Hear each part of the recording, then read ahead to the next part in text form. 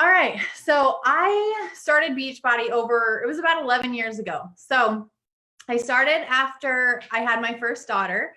We had actually just moved across the country to Miami, Florida, while my husband was playing football for the Dolphins. So I had a 7-week-old baby, no help, was trying to figure out mom life. I was 20 years old. And I was like, okay, sweet, let's do this thing. So I was at the point where I just needed to lose the baby weight. I wanted to find myself again after having a baby. And so I actually found 10-minute trainer on an infomercial. And I figured, okay, I can't leave the house. I really don't want to drive anywhere because Johnny screamed bloody murder every time I put her in the car seat. And I just needed to do something from home. And so, or from the hotel. And so I got that, and I actually ended up getting great results. I would shoot for doing 3 of those a day, but if I could only do one for 10 minutes, then I called it a win. And basically I would plop Johnny on the hotel bed, bust out a workout really quick. And then if I could do another one, I would. So I finished that, knew that the programs worked. And so then I ended up seeing Insanity on another infomercial and got that. Well, my husband was in his off season, so we would do it together, and it was kicking his butt. So he's playing in the NFL. These workouts are killing him. I played college volleyball. These workouts are killing me. And we were getting awesome results, but I can never finish the program. Never. So we would get through the first month strong. We would change up our eating habits. We would feel good. And then month 2, for anyone that's ever done Insanity, we would fizzle out and everything would fall short.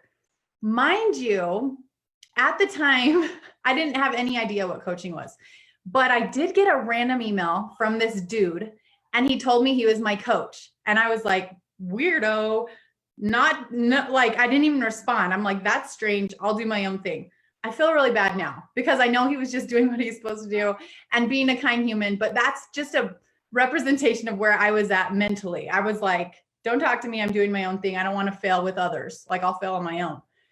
And so I did this for almost 4 years, 4 years off and on. I would start Insanity, go strong, and then quit. Start Insanity, quit. And this was typical Micah. I was the yo-yo queen, all in, all out. And so fast forward the 4 years, my husband finished up playing football. He went on to veterinary school. And so at that point, we moved to Oklahoma. And I had a second baby. I had started a wedding photography business, and I was running that full time while momming these 2 kids. And I found myself where I always did, in a funk, feeling like crap, knowing that I needed to do something. And so I started Insanity again, same old, same old. I was feeling good. And I was like, dude, I need something else. Like, I need to switch things up. So that was when Instagram was like brand new. I probably had like 10 followers, didn't know how to use it, but I started searching hashtags, and I don't remember what I looked for, but I saw my coach's post and I had no idea who she was. All I knew was she had a 6-pack, and I wanted a 6-pack. I thought that would be really rad at the time. And so I reached out to her, got some info, and it just so happened that Les Mills Combat, which we don't have anymore, was on sale that month. And at the time, Shakeology being $130, that was more than a quarter of our grocery bill in vet school. We were super frugal. And so the only way that I could justify ever trying Shakeology was to get it bundled in this pack, because I'm pretty sure it was on sale for the pack for like $140. And I'm like, dude, that's a no-brainer. So I got the pack, got started in a group, and about a week in, like so many of our challengers do, I fell in love with Shakeology, and I started looking up, I don't even remember what I was looking up, but I came across the fact that you could sign up and get a discount on Shakeology. So I, at that point, was just dreaming big. I told my husband I was going to get this coach account strictly for the discount. And if I could just help a few of my mom friends feel as good as I was feeling, then we were winning. And my biggest goal with this was that I could get my Shakeology paid for with Beachbody income. So at that time, I told my husband I was just going to do this, just kind of dabble and help a few people here and there. And I mean, I just kind of fell in love. I fell in love with the process of taking care of myself. I fell in love with the habits that we incorporate as coaches. I fell in love with just really finding fulfillment again within motherhood. And that was a huge, huge void that I didn't even realize I was missing until it started coming into my life. And so that's it. That's in a nutshell. And then the rest is kind of history. I just kind of went all in. I cannot imagine you as a yo-yo exerciser. Like, you're the most consistent person I know. You're so reliable. You're like steady Eddie. Oh my gosh. But that's coaching. Like, that is what I needed. I told JD, I had this friend that was a personal trainer. She did nutrition plans for clients, and I always saw her workout posts. I'd always see them. And I'm like, babe, if it was my job, I would work out too. And I was such a brat, like such a brat.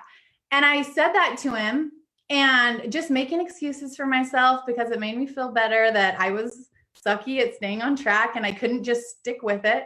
And it was just having this instilled the habits. It gave me that accountability. It gave me that extra layer. The best way to learn is to teach, right? Mm-hmm. So that's how I felt. Like, the best way for me to stay on track myself was for me to have that extra layer. If I ever wanted to help anyone, I better be taking care of number one first. And that's what it's done. And that's kind of the way that I've approached it since I started. That's a really good way to talk about getting into a habit, because it's hard for people who are not disciplined to get into a habit. But if you teach someone else, then by definition, you're creating a habit. I love that. Totally. So I think there is hope for me yet, because I have 10 Instagram followers. So there you go. I can only go up from here. That's right. Anyway, this topic, it is Team Cup month. So inviting is like the fundamental of coaching and of course of Team Cup. So why don't you tell us why this topic, why now, and just go into it, Micah. Okay. Yeah. I'm actually really excited to talk about inviting. Like the topic said, this was literally my biggest fear.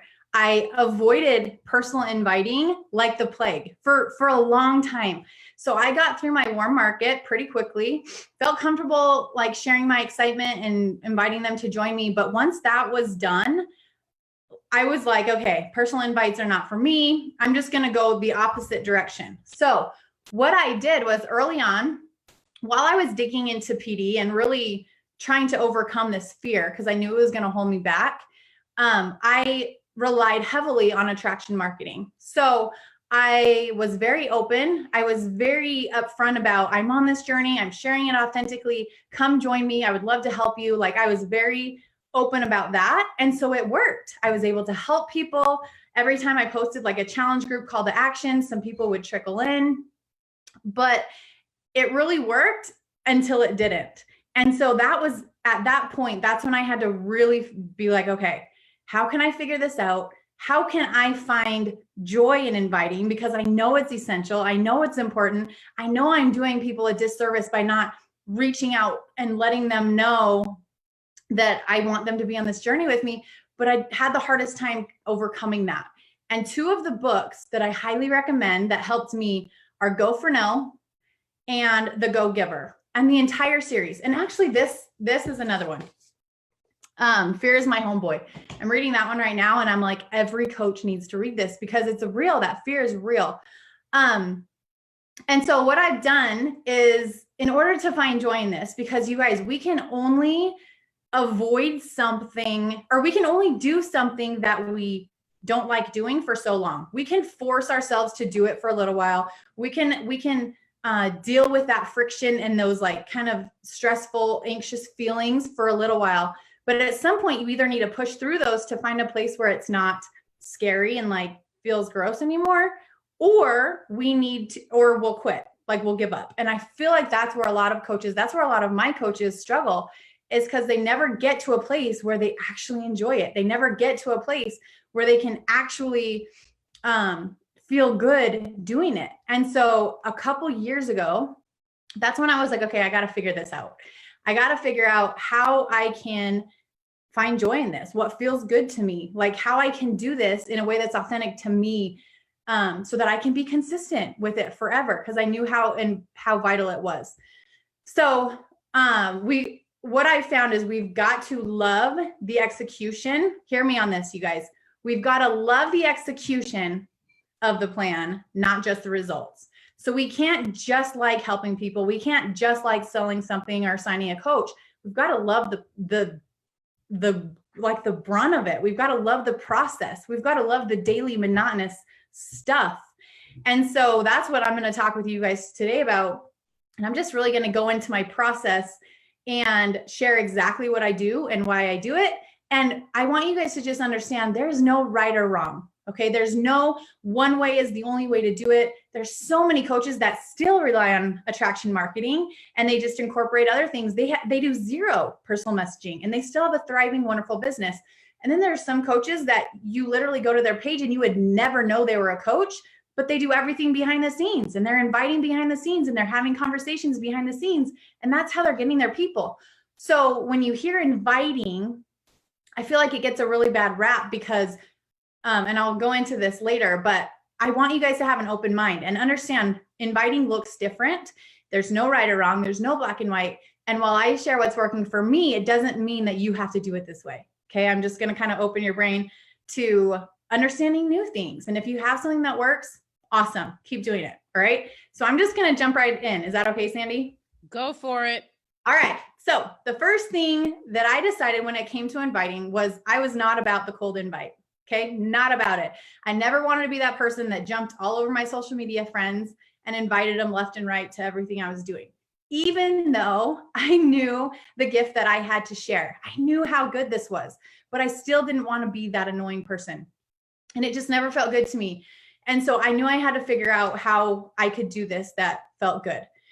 So I took a step back, and this is something that each of you should take time to do. And I encourage you to do it after the call where it's hot on your brain, where you're thinking about it, and do this homework. Okay. So I want you guys to think about how you feel when you are on the receiving end of invites. Everyone on social media, so many people are selling things. And we've each been on the receiving end of good situations and bad situations. And I know that there's sometimes when I get an invite and I'm like, oh my gosh, girl, that was so good. Like, I'm going to take notes because that made me feel good. And I actually want to look into what you're doing and learn more about you. And then there's some where I'm like, oh, please, like no, block. I don't even want to deal because that was just slimy, right? And so you need to figure out what feels good to you. Because like I said, it's going to be different. And so I really just started to focus on experiences and went about my business and approached it in a way that I wanted to receive it. Okay. And when you do this and when you feel good about it, it's easy to be confident going into people's inbox. It's easy to be confident inviting people to join you because you would want to be invited that way. And I feel like coaches, this is where lots of people fall short, is they try to do it like someone else does it. They try to send a script or a message that someone else created, and that's not authentic to them. It's not. And so you really need to make sure that as you're inviting and as you're bringing people on this journey, it's true to you. It's coming from your heart. And when it is, it just feels so much better, you guys. So I wanted to make sure that I avoided everything that I hated receiving. Okay. So that meant that I needed to figure out a way that I could connect with humans. That was my bread and butter. And I did this even before I started personally inviting people. I did this early on. And I knew that if I could connect with humans in an authentic way, one, I would get on their radar. We would get to know each other. But two, that would bring them back to my page because they would be like, oh my gosh, this girl's so nice. I wonder what she's up to. And then they would see this post that I was doing. They would see my call to action. They would see the journey I was on. So that's how I proactively brought people back to my page early on. So even when I wasn't personally inviting, connecting has been my bread and butter from day one. I have been like the ultimate over connector. I want to just get to know humans. And mind you, you guys, I am an introvert and I am not a people person by nature. So this is something I had to learn and develop. And the book, The Go-Giver, that I mentioned, that was what opened my eyes and my brain to be like, oh my gosh, like this is what it's about. You've got to give more and you've got to have zero expectations. And so that's what I really just focused on is I'm going to connect with humans. I'm going to love on them every single day. I'm going to be interested in what they're putting out there because they're posting stuff on social for a reason. They're using social media to be social. And if as coaches, I feel like the best thing that we can do is just be a positive light. So that means that whenever we're on people's pages, we're not just scrolling. We're not just watching what they're doing. We're not just inviting them to join us. we're just leaving positivity. We're just encouraging people. We're just sharing love. We're sharing hope. We're sharing encouragement, like all of those things. That's what we get to do every single day in the connecting process. And these aren't fake. These aren't fake interactions. I feel like sometimes people struggle with this too, because they're like, well, I don't want to only connect with people just so I can sell them a challenge pack. They're going to see through that. That is not what I do. I literally view this as I have this platform to meet millions of humans. And that's my job. My job is to meet millions of humans forever. Okay. This is not going to end. And in the meantime, I'm going to be authentic to me. I'm going to be sharing the journey I'm on. I'm going to be sharing this gift that I have to help people. And if it's right for some of the people, sweet. I will know them. I will have connected with them and I will be able to help them. But if it's not right for them, cool too. We're still friends. We've still connected. We can still benefit from the mutual friendship. We can still support each other in motherhood and all that things and all of those things. So I need you guys to like not let yourself go there, or else it'll spiral downwards really quick. Okay. So in order to expand my market every single day, I knew that I wanted to do it with quality people, not just with everyone. Like I did not just want numbers. I wanted real women that I could relate to. And this is the most important part of my flow, because everything that I do after the expanding part stems from this first step. So what I want you guys to do, this is your number 2 homework. I'm going to give you guys some homework to put this in play. I want you guys to just list out your interests. What do you value? Who can you relate to? What type of people do you want to surround yourself with in your challenge groups? What type of people do you want to surround yourself with on your team? What things excite you? Like you guys, I am obsessed with home decor. I'm obsessed with it, but I am not like talented. That's not like a skill set that I have. I just love it. I love seeing people's homes. I love seeing different ideas. And so that's something that I love connecting over. I love chatting with women who have the similar style as I do. And it's not a chore to go and connect with these women that have this similar interest, right? So get clear on who you are. And this is the fun part, because I feel like throughout life, lots of times we just kind of skim. We just kind of get through life. We go through the motions. We're a little bit surface level. And this is going to force you to kind of dig in a little bit. And it's going to force you to uncover some things that maybe you forgot. Maybe you forgot that you enjoy certain things. Maybe you forgot that you had these hobbies in the past that you still would love to connect with other people over. And this is the fun part, okay? So once you have this list, motherhood, your career, brands, boutiques, hobbies, interests, homeschooling, eating lifestyles, like all sorts of things outside of health and wellness. Okay. Those can be part of it, but you also need to like branch out. Then you're going to start searching for accounts. Okay. So once I have kind of my focus, then I just start searching keywords. I start searching little hashtags. I start going to people's pages that I really admire and seeing what hashtags they're using. And the idea behind this is you're looking for 5 to 10, I call them inspo accounts. Okay. If you ever watch any of my trainings, you'll hear me talk about this all the time. Inspo accounts. And you are not trying to recruit these pages, these girls, or these brands. You are going to work from their pages as a home base, their accounts, because all of their followers and all of the people that are engaging and liking and interested in their content are going to be your niche market. Okay. Those are your people. Those are the people that you want to connect with. Those are the people that you want to expand to your market. Those are the people that you want to be building relationships with. The reason behind finding your target accounts is it just gives you a really simple go-to place to find your people. So you do the homework once, and then along the way, as you're finding new friends and you're connecting, every single day that I'm working, you guys, I'm finding new inspo accounts. I'm finding new pages where I'm like, oh, sweet. Their entire following, those are my type of people. And I'm adding them to this collection. And that's what I call it, these collections. And so that's what I want you guys to do first. And I do this on Instagram, but you could do it the same thing on Facebook. You could do the same thing in real life. If you're an extrovert and you're a people person and you want to like be face to face, belly to belly with people, go to events, go to certain parties, go to certain things where your people are going to be hanging out, and make it your mission to connect with them and to really meet new people that way. Like I said, mega introvert. Like, I don't like to leave the house if I don't have to. And so the majority of what I do is on social media. And so everything that I'm talking about, you can do it in whatever way you want. The idea behind it, the concept is always the same. You can figure out how you want to like make it work for you. Okay. So this is where I spend a big majority of my time connecting with humans. And I knew that if I spent time connecting every single day, I would always have people to invite authentically. I would always have people to be in conversation with about challenge groups and about all those things, because lots of times it just naturally comes up.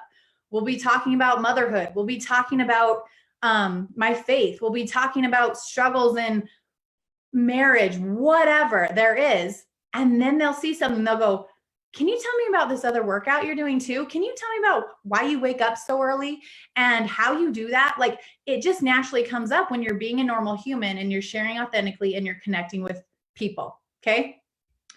So that's step number one. All right.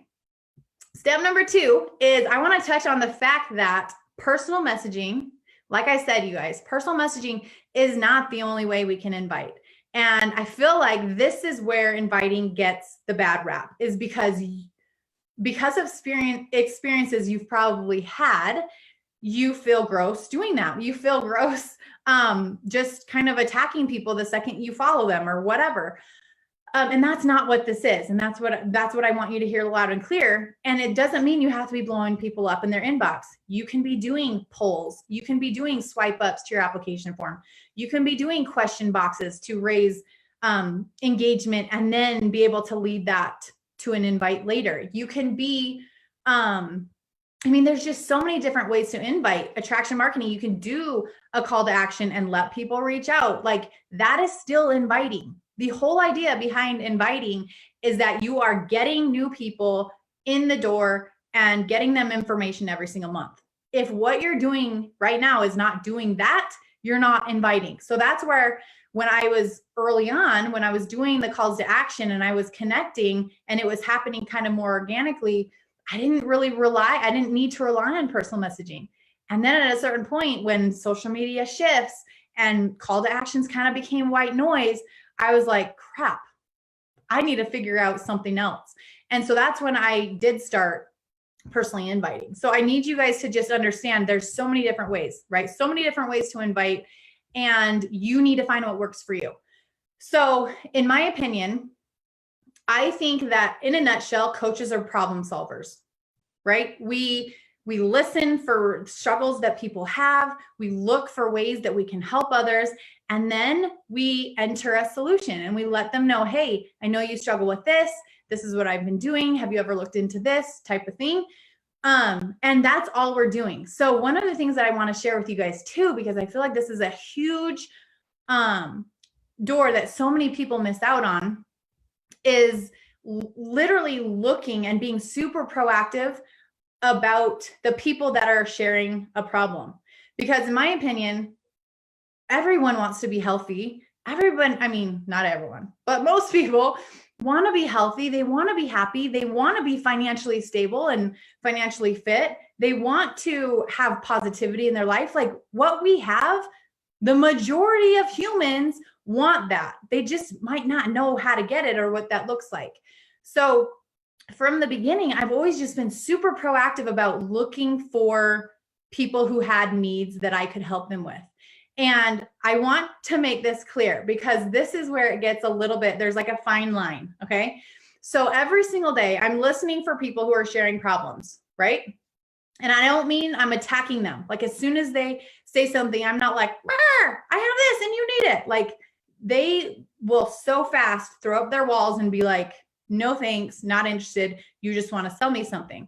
And I knew this early on. Like I just, maybe it's because I really have proactively built my business exactly how I didn't want to be approached or how I wanted to be approached. So this is something that I've always done. And I know this isn't rocket science, but you don't want to freak people out the second you're trying to share something that will really bless their life. And I think this is sometimes that fine line that I was talking about. Okay. So, and before I coached, I was posting, this is when I had first gotten Instagram, and I would post a few pictures about post workout, and it was normally like my shoes or like my really close up of my face, like sweat, like not cute at all. But I would share this a little bit before I coached. And I swear, every single time I posted something like that, I would get a comment that was like, you should join my accountability group. Da, da, da, da. And I was like, no, I don't even know who you are. Don't talk to me. So full transparency, when I signed up to be a coach, you guys, I was embarrassed to say that I was a Beachbody coach. I was embarrassed because of the experience that I had had with these sharky humans that were just trying to get me. That's what I felt. They were just trying to get me. And now I see that they were just excited. They were just super excited to get people plugged into their community, and they knew that they had a gift to share. But the way that they were going about it was not conducive to like actually getting people interested in joining them. Like for me, at least it wasn't. And so knowing this, I just wanted to make sure that I was never that sharky person. I just never wanted to be that girl. And so what I would do is when someone did post something, and when someone posts something, instead of posting in the comments and being like, you should do this, blah, blah, blah, I always took it behind the scenes and went into a DM. And I have an example of this. And it was funny. I was talking with one of my leaders, and we were trying to think of like how they got started and how it all happened. And so I literally scrolled and scrolled and scrolled through my messages with one of my leaders. And I went and looked at pictures and screenshots.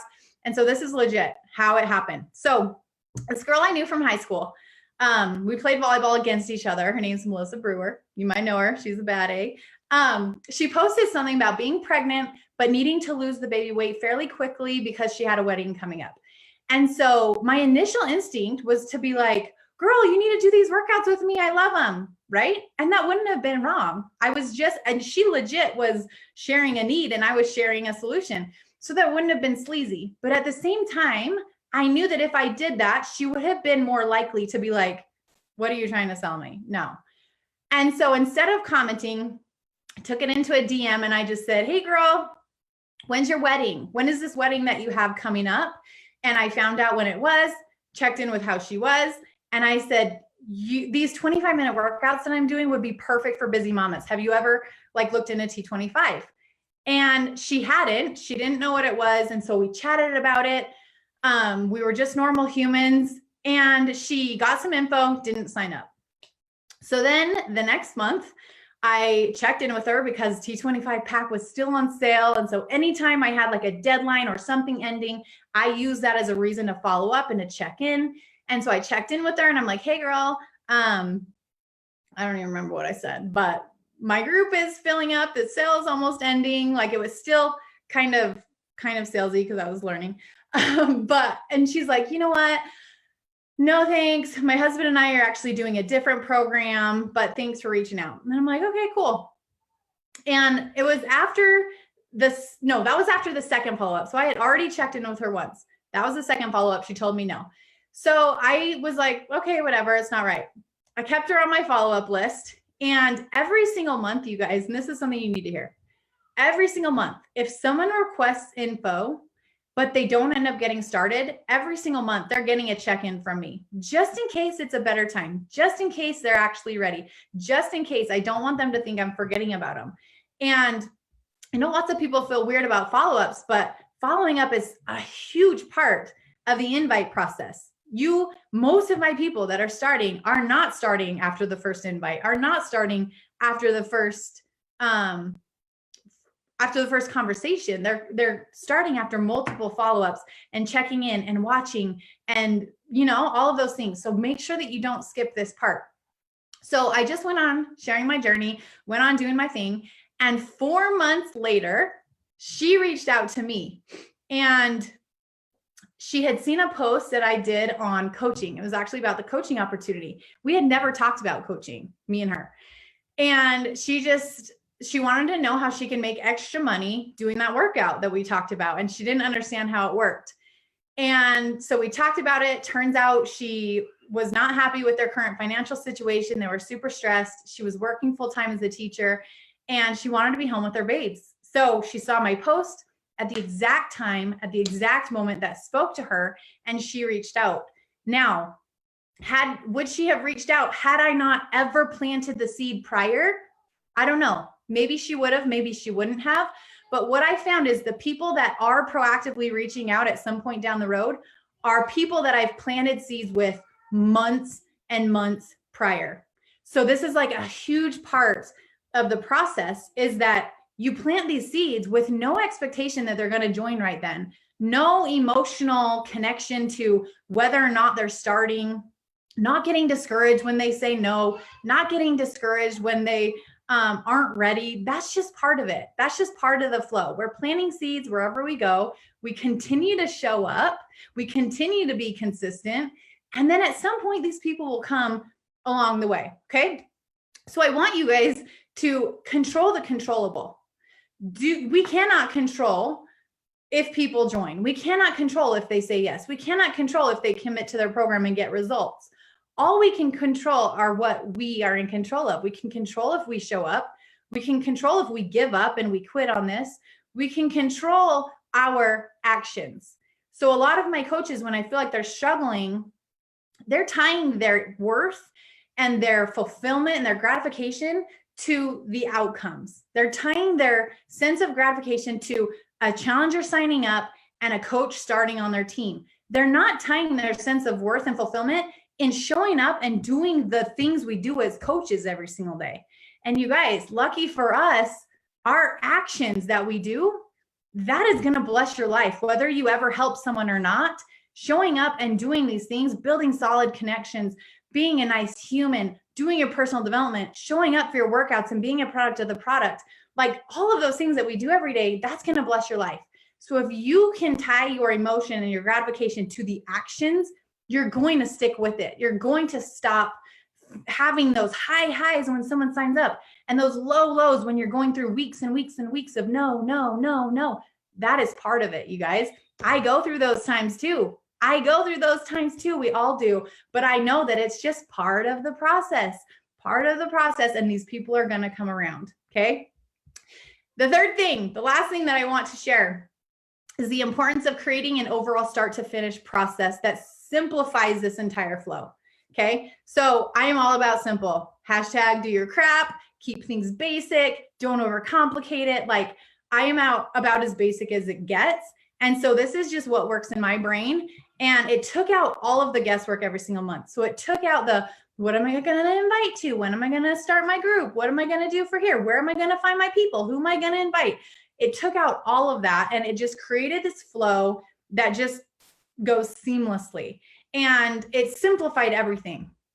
And so what I do is my flow is expand, sort, connect, invite, follow up. All right. Expand, sort, connect, invite, follow up.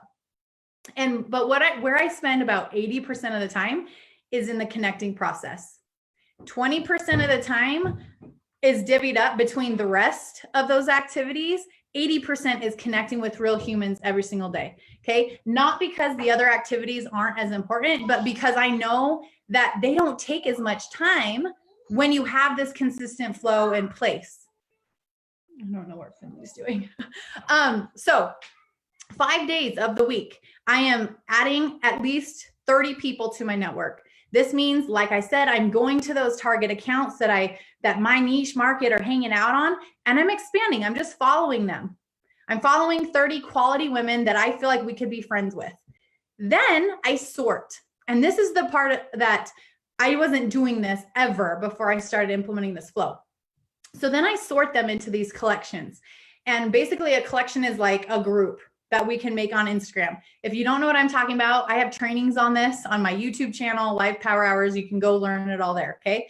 But I sort them into these collections so that I know when it's time to connect, I have a home base and they're all there, and I get to just connect with these women, get to know them, get to love on their posts. And that's where I'm spending the majority of my time during my power hours. And then when it's time to invite, that's who I'm inviting. Those are the women that I'm just planting the seed, opening the door. I'm not overthinking it. I'm not like, well, how many times did we connect? How often did she engage back? Did I do 5 touches or did I do 10? Like, I don't care. All I do is I find the women. I know I'm spending sufficient time every single day connecting with them. And when it's time to fill my group, every single one of those girls are getting an invite. And it's simply inviting them to better their health and their happiness. And I'd love to work with them. I loved connecting with them and just seeing if they're interested. Okay. Nothing scary. Lots of them are not interested. Some of them are interested. Some of them are ready to go right then. And so I don't tie emotion to this process. I just know if I do it consistently, I'm always going to be able to help people. I'm always going to be able to find people who are ready to go. And the ones that want info, they're interested, but it's just not the right time. They don't get started. The next step for my flow is they go into a follow-up collection. Like I said, follow-ups, those are like my jam. So these girls go into the follow-up collection. I continue to love on them, continue to build a relationship. And every single month when I have like my deadline coming for my group or whatever, I'm checking in with them just to see if it's a better time, to see if it's something they want to do. And literally until they say, no, I never want to do this ever, ever, ever, or yes, I'm ready to go, they continue to get a follow-up. And the way that I approach follow-ups, you guys, it's not about me ever. It's not about Success Club points. It's not about commission. It's not about any of those things. It literally is, they had enough interest to say that they wanted some info, so they have some sort of need. Hopefully you guys are getting clear on what your people need, whether they're in conversation and you're finding out what they struggle with, what their goals are, how you can help them. Or maybe you have an application form where those questions are drawing out the answers so you can identify, she has A, B, C, and D struggles, and I know that this is going to help them. When you have that understanding, when you approach them with a follow-up, it's not about you. It is about helping them reach the things that they want. And when you follow up with that authenticity and you're genuine about it, they're not ever going to be weird. They're not ever going to think you're pushy. They're not ever going to think you're schemy, because you're just being a kind human and you're not forgetting about them. Okay. So don't be weird about follow-ups. I feel like that holds a lot of people back. So what I do is basically for like an entire month, I'm connecting with these women, this core group of women that I found the previous month. And I connect with them. It's time to invite. I invite them. Some of them want information. Those are the girls that I'm getting plugged into my group. And I do the same thing with coaching. When I have like an info coaching call, I'm going through my list and I'm identifying the girls that I feel like would be so fun to do this with, the girls that I feel like would really excel. And I'm just planting that seed and saying, have you ever considered doing this? I'd love for you to check it out, and making sure they get the information. So I want you guys to think about this for a second. Okay. Think about how it feels when you see someone post about a get together on Facebook. They post about this party. They let you know it's happening publicly, and you just think, that'd be cool, whatever. And then you don't go. If you're anything like me, make an introvert, remember? So you see this and you think good for them. That's going to be fun. Well, versus when you get a personal text, you get a personal card in the mail, you get an email about whatever, and it's to you personally. How is that different? How does it make you feel? Because this happened a few months ago. One of my, get this straight, my son's best friend's brother was leaving on a mission for our church.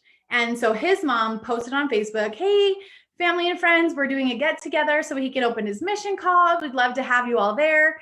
It starts at 8. And when I saw that, I thought, oh my gosh, how fun. I can't wait to hear where he's going. That's going to be awesome. That's it. I didn't consider myself a close enough family friend to go. The next day, I get a text from his mom, from my son's friend's mom. And she's like, hey, Micah, we'd love for you to be at our house. He's going to be opening his call, and it'd just be fun to have you guys there. Do you think I went? Of course I did. Of course we went, because I was like, oh my gosh, she actually wants us to be there. That's how I view this inviting situation. For years, I was publicly, openly inviting people to join me. I wanted to help all the people. And while it worked for a little bit, like I said, I was missing out on so many people who were just watching, who were just cheering me on, who were not feeling confident enough to join me. And what I found was, as I started to send these invites and I started to reach out to these women who were watching my stories, who I had been connecting with, so many of them, time after time, and this makes me emotional, would be like, oh my gosh, I've been watching you for years. I actually have wondered what you're doing. Can you tell me more about it? And that is when I was like, gosh, dang it. Like, I have missed the boat for so many years, letting these women slip through the cracks and not feel good enough, or not feel confident enough, or not feel brave enough to reach out. And so that's when I was like, I don't care how many no's I get. I don't care how many people say, oh my gosh, I knew you just added me because you wanted to invite me. No, I didn't. But I also know that this will absolutely change your life. I also know that this will really help you reach everything that you want in life. And it's not up to me to choose if this is right for them or not. Okay. Our job as coaches is to give them the opportunity to say yes. Our job as coaches is to lead by example and share what this is doing for us, so that when it is right for them, they'll know it. And when it is the right time, you will be the one that they turn to, not someone else, right? So it's not our job for them to say yes. Stop tying your emotion to the outcome. It is our job to make sure that they know that they're invited to our party every single month. And it's our job to get as many people plugged in as we can, because we all know how life-changing this is. Okay, Sandy.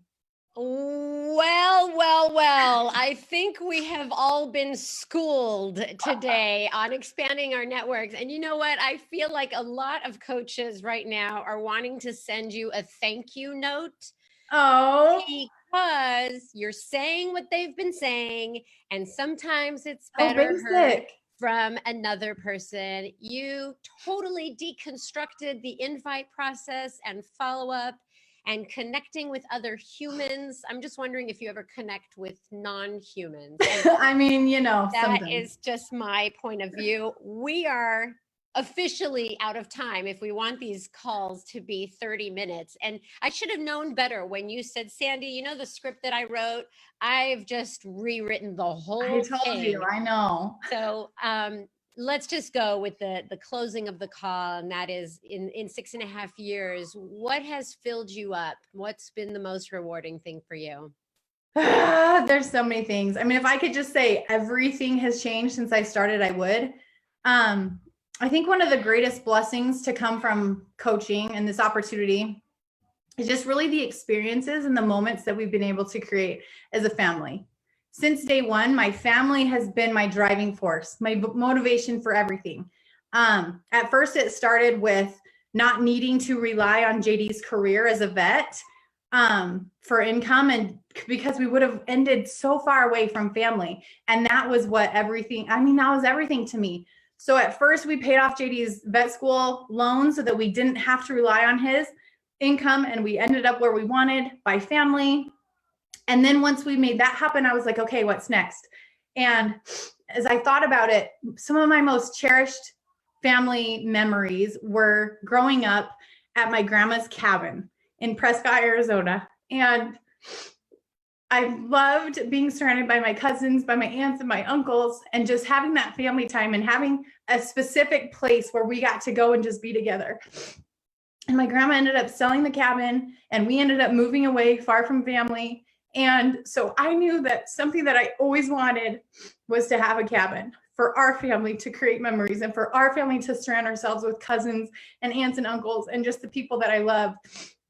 And so for years, we kind of looked and had it on our radar a little bit. But last year in August, we were able to find the perfect cabin for us on the lake where we can boat all summer and spend weekends and holidays and summers there together with family and friends.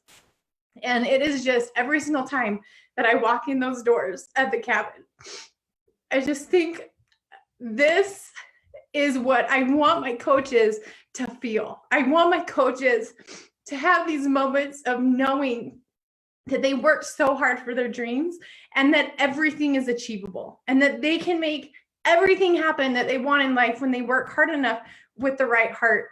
And every single time I walk through those doors, I feel that. I feel so much gratification for this opportunity, for how it's helped me just evolve as a human and understand my purpose and be able to impact and touch as many lives as possible, because the business doesn't play favorites, you guys.